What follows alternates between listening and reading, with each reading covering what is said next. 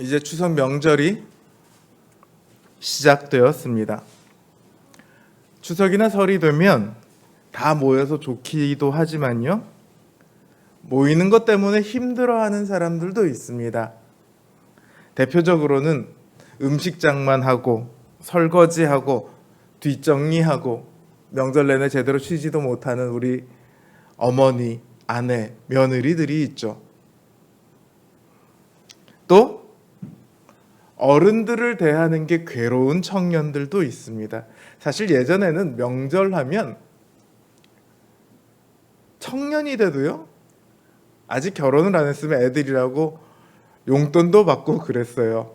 그래서 명절이 기다려지는 시간이었는데, 지금 청년들에게 명절 그러면 피하고 싶은 시간이죠. 뭔가를 계속 물어보세요. 너 아직도 취직 안 했니? 취직했어요. 그래? 결혼은? 뭔가를 계속 물어보시죠. 그분들은 걱정하는 마음이 그래도 있으니까 물어보시는 거지만, 당사자에게는 정말 괴로움의 연속이에요.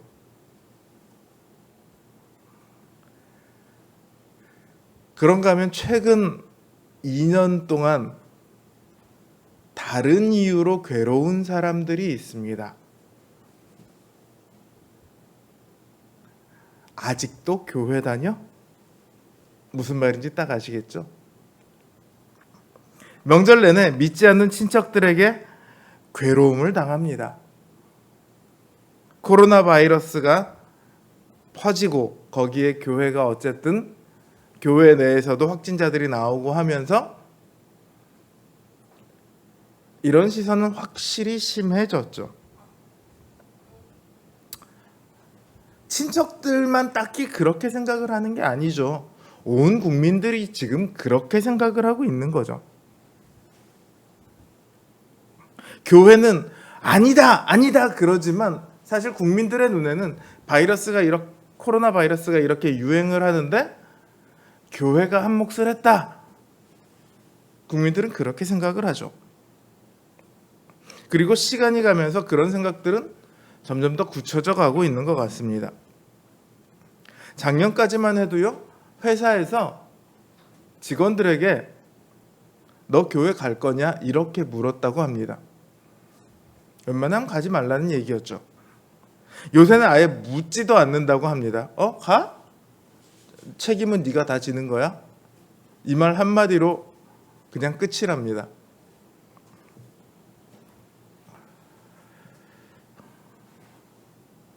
사실 신자가 뭐 딱히 잘못한 게 있습니까? 딱히 더 욕먹어야 할 이유는 별로 없어요. 그렇지 않나요? 신자들이 잘못 산다고요? 오히려 범죄율은 비신자들이 훨씬 높습니다. 교회가 코로나에 확연하게 기여를 했다고요?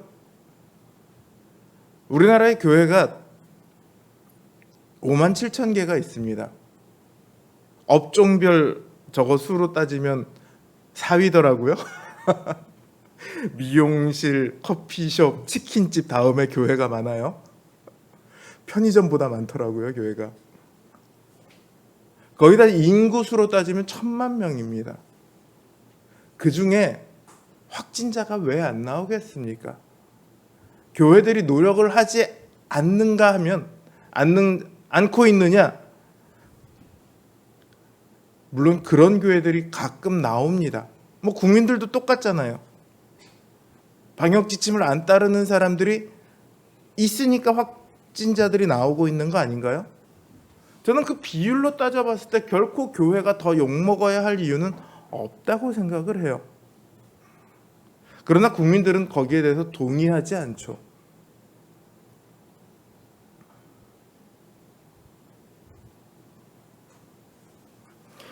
딱히 잘못한 것도 없는데 단지 신자라는 이유만으로 어깨가 움츠러드는, 당당하지 못하게 되는 내가 신자다 이렇게 이야기하기 힘든 그런 시간을 우리는 보내고 있습니다.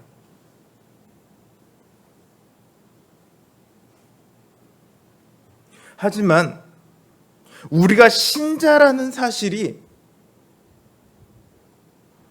우리가 움츠러들어야 하는 이유가 결코 될 수는 없습니다. 사람들이 어떻게 보건 어떻게 생각하건 그것과 상관없이 오히려 신자들에겐 늘 당당해야 할 이유가 있습니다.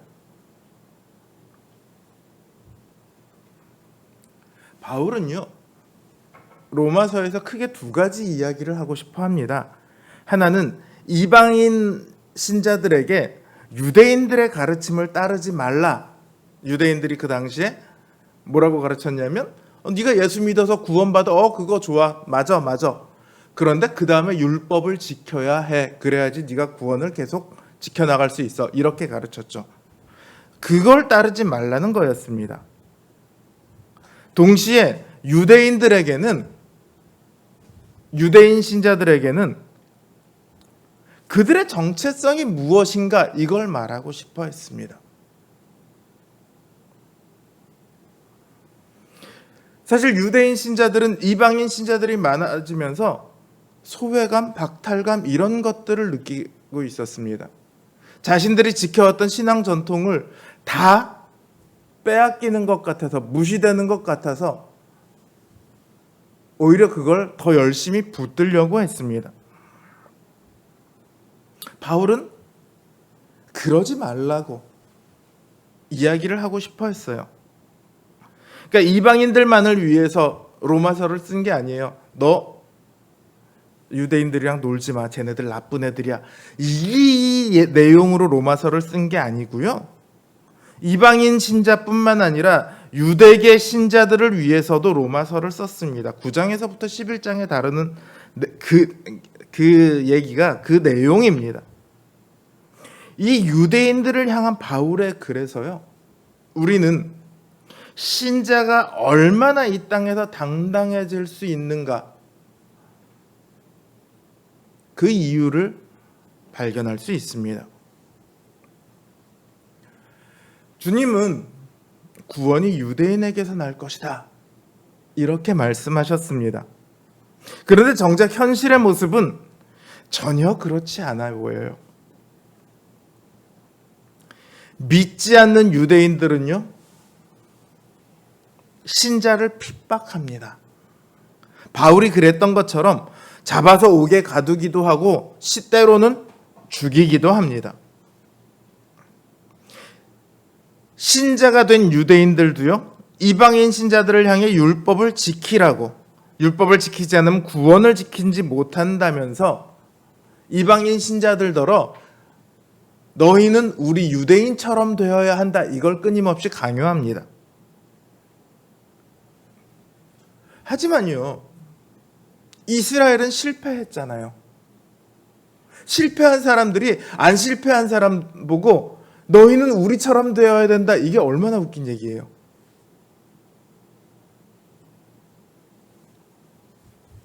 등산을 하는데 여러 길이 있잖아요. 어떤 이 길로 올라갔던 사람이 올라가 봤더니 그 길이 끊겼어요.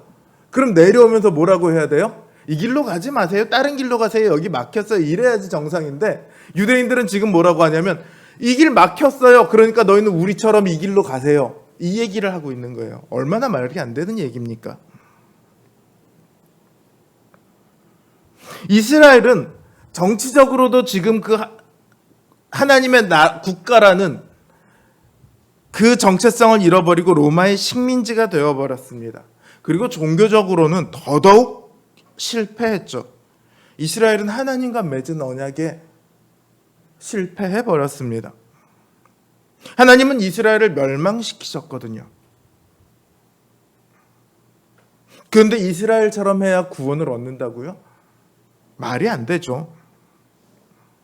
유대인들은 지금 언약의 백성이 아니라 사람들을 하나님 앞으로 끌고 오는 그런 제사장 나라가 아니라 오히려 구원을 회방 놓는 사람처럼 되어버렸습니다. 신자건 아니건 그것과 상관없이 오히려 구원을 회방 놓는 사람처럼, 그래서 실패한 사람처럼 그렇게 되어버렸습니다.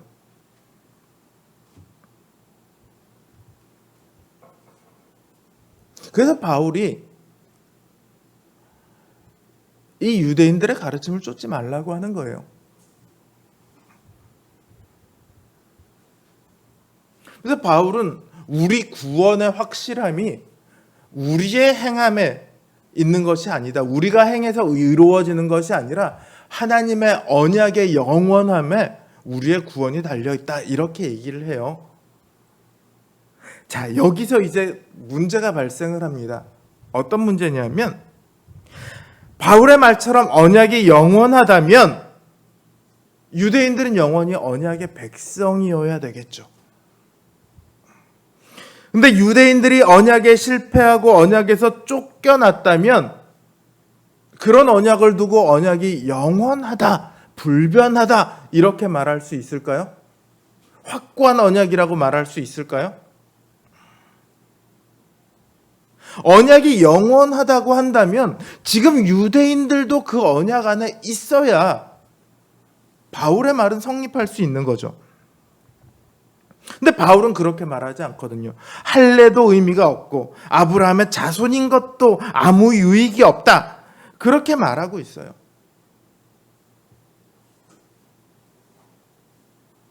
왜 그렇게 말하느냐? 여기에 이제 진짜 이스라엘의 누군가에 대한 가장 중요한 이야기가 담겨 있습니다. 그리고 이게 바로 우리를 당당하게 만들어주는 겁니다. 자, 유대인들은 정말로 어떤 존재일까요? 언약에 실패한 이스라엘은 더 이상 언약과 상관이 없는 존재가 되어버렸습니까?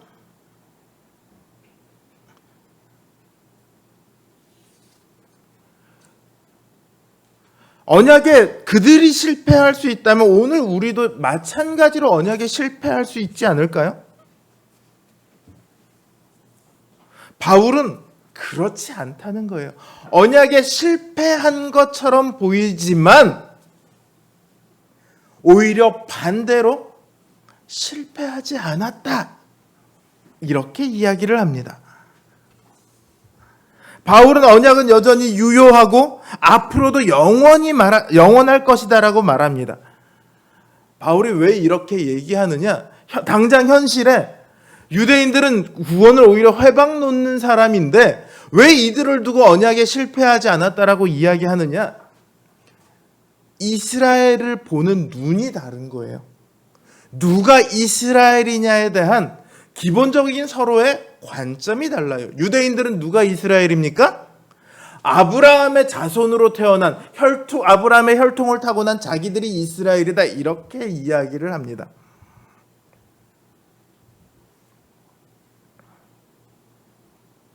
그러나 바울은 전혀 다르게 얘기를 해요. 아브라함의 핏줄에서 태어났다고 진짜 이스라엘이 아니라는 거예요.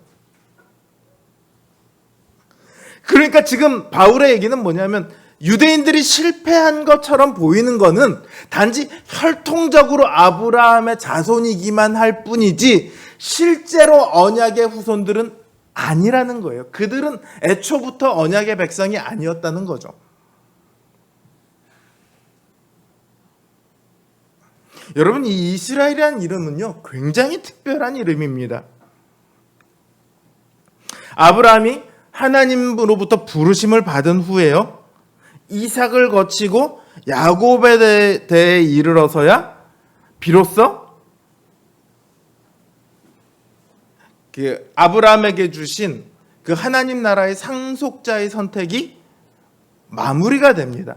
무슨 얘기냐면 아브라함에게 아들이 이삭만 있었나요? 아니요, 또 다른 아들이 있었습니다. 누가 있었냐면 이스마엘이라는 아들이 있었습니다. 그런데 그 중에서 하나님은 이삭을 택하셨어요. 이삭에게도 두 아들이 있습니다. 에서와 야곱입니다. 그런데 하나님께서는 둘 모두를 선택하신 것이 아니라 둘 중에 하나, 야곱만을 선택하십니다. 그리고 야곱에게 이스라엘이라는 이름을 주세요. 누군가는 하나님의 상속자가 되고 누군가는 하나님의 상속자가 되지 못하는 그 역사가 야곱에게서 마무리가 됩니다. 야곱이 약속의 최종 상속자가 되었고 이 야곱에게 이스라엘이라는 이름이 주어졌다고요. 그러니까 이스라엘이라는 이름은요, 하나님께서 주신 약속의 계승자이자 언약 백성, 하나님께서 부르신 언약 백성들의 특별한 이름이에요. 아브라함의 자손들에게 다 주어지는 이름이 아니라 하나님께서 주신 언약의 계승자들에게 주어지는 특별한 이름, 이게 바로 이스라엘이라고요. 바울은 바로 이 관점에서 이스라엘을 말하고 있습니다. 우리가 흔히 교회 안에 있다고 다 신자냐 이 이야기를 하는 것처럼 네가 아브라함의 혈통을 타고났다고 다 진짜 이스라엘인 줄 아느냐 이 이야기를 하는 거예요.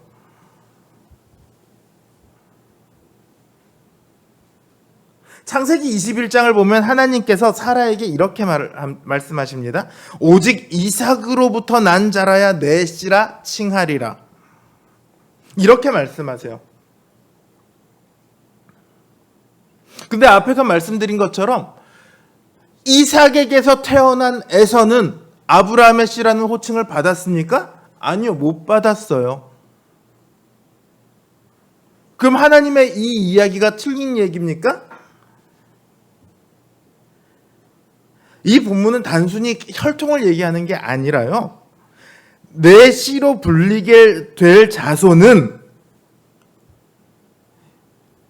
이삭이 너의 씨가 된 것과 같은 원리로 되어지는 것이다.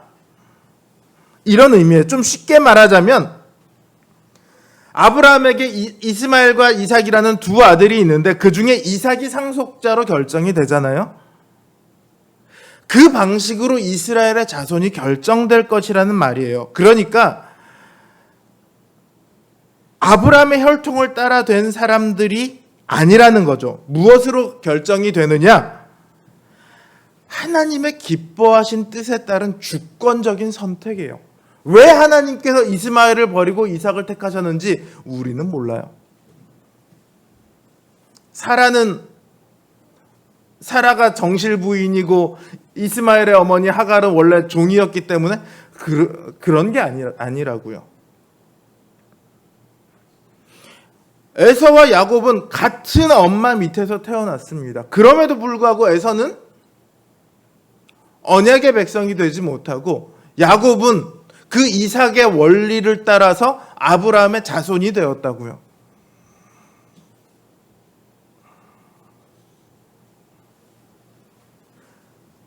그러니까 왜 이렇게 됐느냐? 아무도 몰라요. 하나님께서 그냥 자신의 기쁘신 뜻을 따라서 야곱을 선택하셨습니다.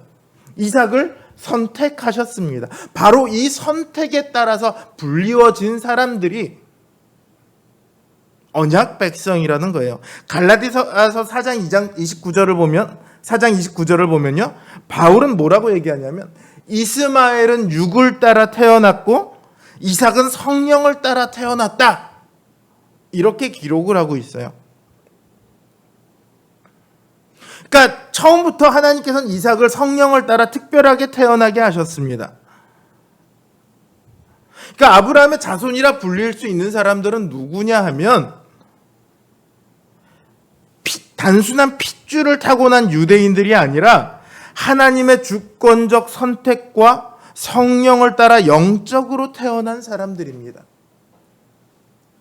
이 사람들이야말로 진정한 이스라엘이에요. 그래서 이스라엘 국가가 멸망할 때 하나님 정말로 언약이 깨지는 겁니까? 더 이상 이 이스라엘이라는 민족이 없어지는 겁니까? 선지자가 그렇게 물을 때 하나님께서 뭐라고 얘기하시냐면 아니다, 내가 남은 자들을 남겨두었다. 멸망하지 않고 남는 사람들이 있다는 거예요. 누구요? 진정한 이스라엘의 언약 백성들이요.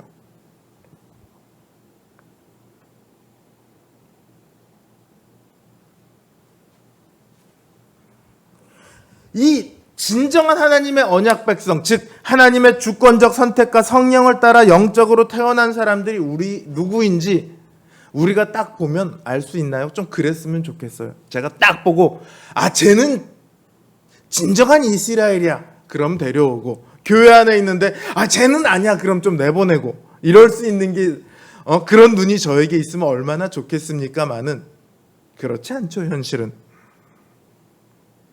그런데 이 주권적 선택과 성령을 따라 영적으로 태어난 사람들이 누구인지 우리가 알 수는 없는데, 이 사람들에겐 공통점이 있어요. 어떤 공통점이냐 하면 자기가 하나님의 상속자가 되었다는 믿음과요, 그리고 하나님의 나라를 상속하는 것에 대한 소망과요, 그리고 그 나라를 주시는 하나님에 대한 사랑을 가지고 있습니다. 쉽게 얘기하면 진정한 이스라엘 백성은 어떤 상황 속에서도 신자의 길을 가게 된다는 거예요. 신자의 길을 결코 포기하지 않게 된다는 거예요. 그리고 그 사람들은 이 땅을 살아가는 동안 이 세상 사람들은 결코 낼 수 없는 그런 특별한 영적인 열매를 만들어 갑니다. 바로 성령의 열매죠.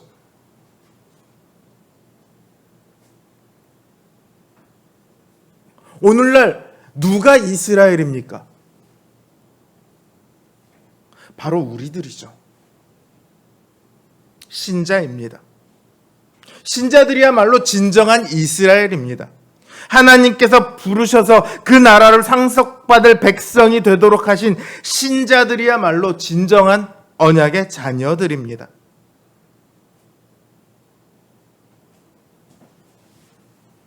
여러분, 이스라엘이 언약에 실패한 것 같지만요, 언약은 결코 실패하지 않았습니다. 여전히 영적 이스라엘은 예수님의 시대에도, 바울의 시대에도, 초대교회의 시대에도, 종교개혁의 시기에도, 그리고 지금도 여전히 하나님의 언약 백성으로 살아가고 있습니다.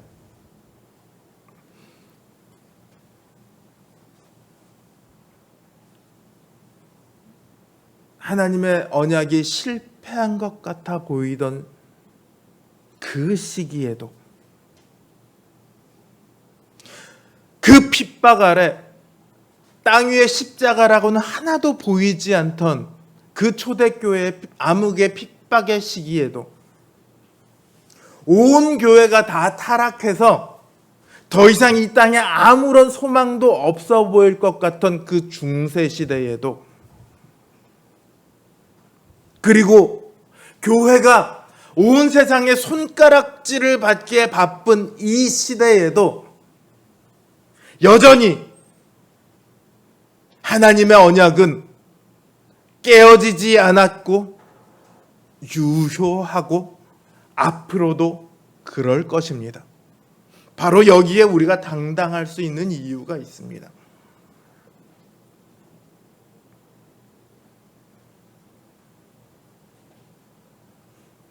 우리가 여전히 언약 백성이라는 말은요, 언약의 그 모든 특권이 오늘 우리들에게 주어지고 있다는 말입니다. 어떤 특권입니까? 하나님의 특별한 사랑을 받는 특권이에요. 하나님과 동행하심을 얻은 특권입니다. 온 세상이 우리를 위해 합력하여 선을 이루게 되는 그런 특권입니다. 뿐만 아니라 이 땅에 하나님 나라를 보여줄 수 있는 그런 특권이고, 하나님의 뜻을 알고 그대로 행할 수 있는 특권이고, 하나님을 예배할 수 있는 특권입니다. 세상 사람들에게 이런 특권이 주어져 있습니까? 아무리 재산이 많아도, 아무리 권력이 많아도, 아무리 명예가 높아도, 아무리 존경을 받는 사람이라 할지라도 이런 특권을 받지는 못했습니다. 오직 신자들에게만 허락된 특권입니다. 이스라엘이 누렸던 모든 특권들, 이스라엘에게 허락되었던 모든 약속의 복들이 오늘 우리들에게 똑같이 사실은 훨씬 더 풍성하고 훨씬 더 선명하게 주어지고 있습니다.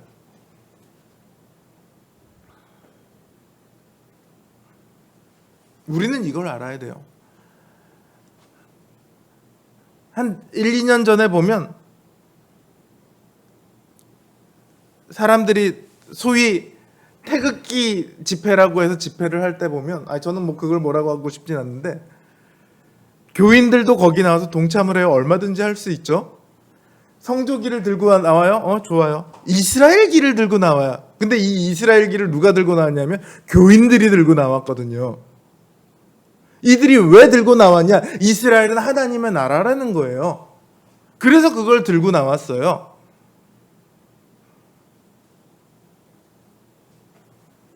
현대 국가적인 이스라엘이 하나님 나라와 연관이 있다고 착각하면 안 됩니다. 혈통적 유대인과 언약 백성이 같은 말이 결코 아니에요. 오늘날 누가 이스라엘이냐? 저 국가적 이스라엘이 아니고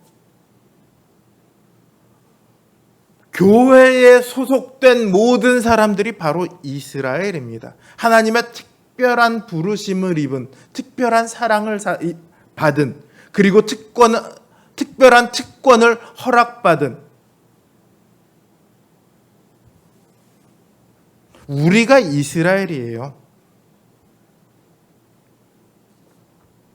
바울은 얘기하죠. 언약은 깨어지지 않았다.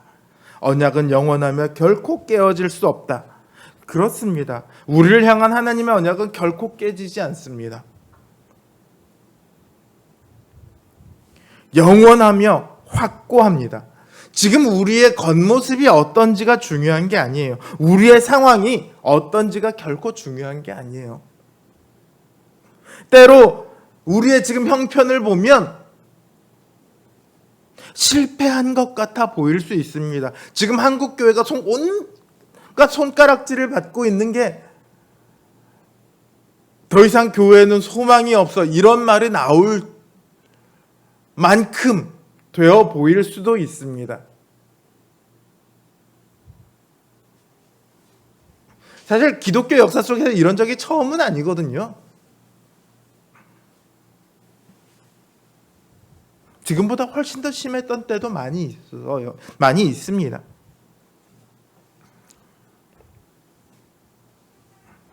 중요한 것은 그런 겉모습과 상관없이 언약은 결코 폐하여지지 않는다는 겁니다. 중요한 것은 지금 상황이 어떠냐가 중요한 게 아니에요. 지금 되어지고 있는 일들이 잘 되고 있으면 교회가 잘하고 있구나. 못 되고 있으면 교회가 잘못하고 있구나. 뭐 이런 거를 우리가 돌아볼 수는 있지만 그것 때문에 우리의 언약이 깨어진다거나 우리에게 주어진 특권이 사라진다거나 이러지 않는다는 거예요.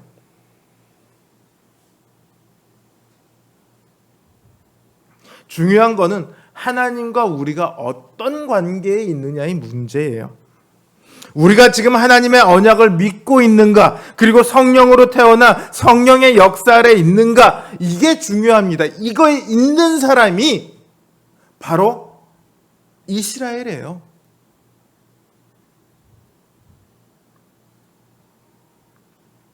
우리가 신자라는 것을, 언약의 자녀라는 것을, 하나님 나라의 상속자라는 것을 굳게 믿게 되면요, 세상 사람들이 뭐라고 하건 우리는 결코 위축될 일이 없습니다. 아무리 가진 게 없어도요, 아무리 배운 게 없어도요, 아무리 잘 되는 일이 없어 보여도요, 또 교회가 아무리 욕을 먹고 있어도요, 여전히 우리는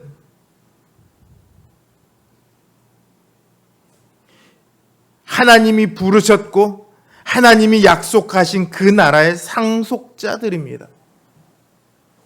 그러니까 자부심을 가졌으면 좋겠습니다. 이 자부심이 있는 사람 혹은 이런 자긍심이 있는 사람은 옆에서 사람들이 아무리 헐뜯어도 신경도 안 씁니다. 때로 자신이 욕을 먹거나 혹은 자기의 권리가 좀 침해되어도 괜찮아, 그러고 넘어갑니다. 대범하게 그냥 피식하고 웃어 넘길 줄 안다는 거죠. 몇 년 전에 제가 한 아이가 입양당한 그런 이야기를 한 적이 있습니다. 한 부부가 여자아이를 입양해 왔어요. 이 부부에게 남자 형제들만 있었거든요. 부부는 이 아이를 너무 사랑했어요. 그리고 오빠들도 이 애를 너무 예뻐하며 그야말로 애지중지 이 애의 눈치만 보고 살 정도로 이 아이를 좋아했습니다. 부부도 오빠들도 이 아이도 다 사랑 가운데 행복한 그런 가정을 꾸릴 수 있었죠. 근데 문제가 생겼어요. 어디서 문제가 생겼냐? 학교에서 문제가 생겼습니다. 누군가가 이 여자아이가 전학을 왔는데 입양됐다는 걸 알게 된 거예요. 사실은 뭐 초등학교쯤 가면 누구 동생 뭐 이런 거 대충 알게 되니까 없던 동생이 갑자기 생겼으면 알겠죠. 입양되었다는 걸 알고 아이들이 놀리기 시작했습니다. 쟤는 입양된 아이래. 쟤는 원래 부모도 없었는데 어떻게 입양됐대? 뭐 이러고 놀리기 시작한 거예요. 그러니 그 얘기를 전해들은 이 오빠들이 기분이 어땠을까요? 화가 이만큼 났어요. 마침 같은 학교에 다니고 있던 막내 오빠가 화가 나서 이 내 예쁜 동생을 놀리는 놈들 다 때려주겠다 그러고 여동생의 교실로 막 씩씩거리고 갔습니다. 문을 딱 열라고 하는데 아니나 다를까 마침 자기의 여동생을 놀리고 있는 거예요, 아이들이. 그래서 이 문을 박차고 들어가서 당장 멱살을 쥐고 끌어내서 패대기를 치려고 딱 하는 찰나에 이 여자애가 한마디를 합니다.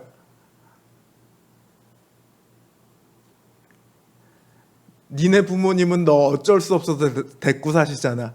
우리 부모님은 나를 사랑해서 데려오셨어. 그 말 한마디로 게임은 끝났다고 합니다. 오빠도 멈춰서고 놀리던 애들도 다 멈춰서고 오히려 놀리던 애가 우는 지경에 이르고. 저는 이 당당함이야말로 우리 신자들의 것이라고 생각합니다. 아무리 위협이 닥치고 핍박이 닥치고 시련이 닥쳐와도 또 우리의 모습이 못나 보이고 없어 보이고 내세울 것이 없어도 우리는 얼마든지 당당하게 외칠 수 있습니다. 그래, 할 테면 해봐. 그러나 나는 결코 너에게 무릎 꿇지 않겠어. 왜냐하면 나는 하나님의 자녀니까. 사랑하는 성도 여러분, 하나님의 특별한 관심을 받은 이스라엘이란 이름이 바로 우리에게 주어진 이름입니다. 그리고 이 땅에 하나님의 영광과 거룩함과 사랑을 보여줄 특별한 사랑과 능력을 가진 사람들이 바로 우리입니다. 당당하십시오. 당당하게 말하세요. 그래, 교회가 때로 잘못할 수도 있어. 지금도 잘못하는 교회들도 많이 있는 것 알아. 나도 신자라고 하지만 때때로 얼마나 많은 죄를 짓는지 몰라. 그런데 그래도 하나님께서는 교회를 향해 그 구원의 약속을 거두지 않으셔. 그게 바로 내가 오늘도 믿음을 버릴 수 없는 이유야. 내가 실수해도, 내가 잘못해도, 내가 부족해도 하나님은 여전히 나의 하나님이시고 나는 하나님의 자녀야. 이 고백이 우리의 영혼 깊은 곳으로부터 우러나오기를 바랍니다. 우리의 삶을 바꿔놓기를 바랍니다. 어깨가 움츠려드는 신자가 아니라 당당히 맞설 수 있는 그런 신자로, 영원한 언약의 백성으로 살아가는 저 여러분 되시기를 주님의 이름으로 기원합니다.